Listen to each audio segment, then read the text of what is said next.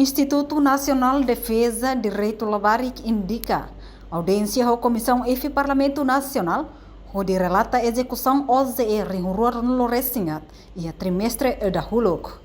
Comissão F e a Parlamento Nacional nebe trata assuntos saúde, segurança social na igualdade de gênero e a sexta-feira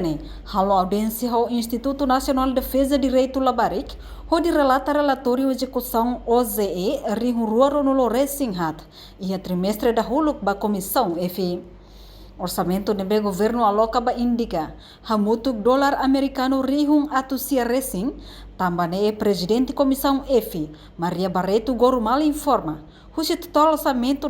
indica executa 1% sanolo resing ida husi fulan janeiro to março tinang Orçamento nebe aloca ba iha indica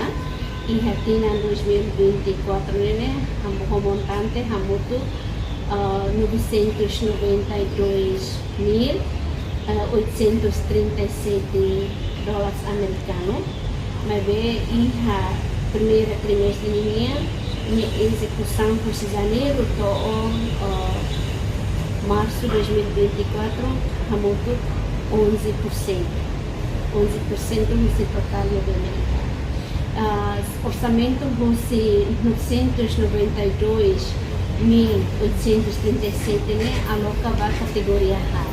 e a categoria salário e vencimento e a categoria bens e serviço e a categoria transferência público no modo a capital menor no modo categoria capital desenvolvimento então você e a Fatin Hanessan presidente indica Dinora Granadeiro reconhece execução orçamento trimestre da Huluk lá máximo também executa e a categoria capital menor, capital desenvolvimento no transferência pública. A Miracimo reconhece que a primeiro semestre da execução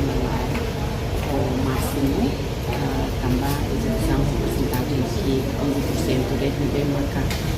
implica mostra e a minha plano orçamento 2024. E a primeiro semestre kami foi makalau atividade de sensibilização e a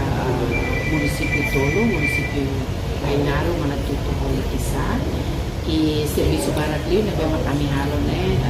em coordenação IHD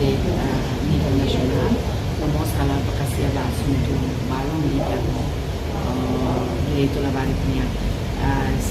o orçamento categoria Tolunian, nível executa feita Bahia desempenho execução, implementação serviço plano anual, no OZE tina Rinhurur no Resing Limaniang. Reportagem Melda Fátima, Televisão Timor Post. Janela informação ba emogoto, atua tem informação atual dia Clio, kita haluha, haneham botão subscribe, like, halo comentário, no fahe tutang ba media sosial hotu.